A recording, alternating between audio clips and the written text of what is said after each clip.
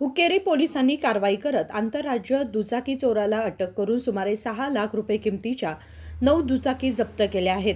आरोपी हुक्केरी तालुक्यातील बेल्लत बागेवाडी येथील उमेश गाडीवड्डर वय 32 याला अटक करून न्यायालयीन कोठडीत पाठवण्यात आले. त्याने गोकाक, कागल, संकेश्वर, हुक्केरी, बलगुन क्रॉस, बेळगाव येथील केहली परिसर तसेच निपाणी आणि मिरज भागातून एकूण 9 दुचाकी चोरी केल्याची माहिती पोलीस तपासात उघड झाली आहे. या सर्व दुचाकी हुक्केरी पोलिसांनी जप्त केल्या आहेत. बेळगावचे एसपी के रामराजन, अतिरिक्त एसपी रामगोंडा बसरगी, गोकाकचे डीएसपी रवी नाईक आणि हुक्केरीचे सीपीआय महांतेश बसापूर यांच्या मार्गदर्शनाखाली ही कारवाई करण्यात आली. सचिन कांबळे, KMM मराठी, हुक्केरी.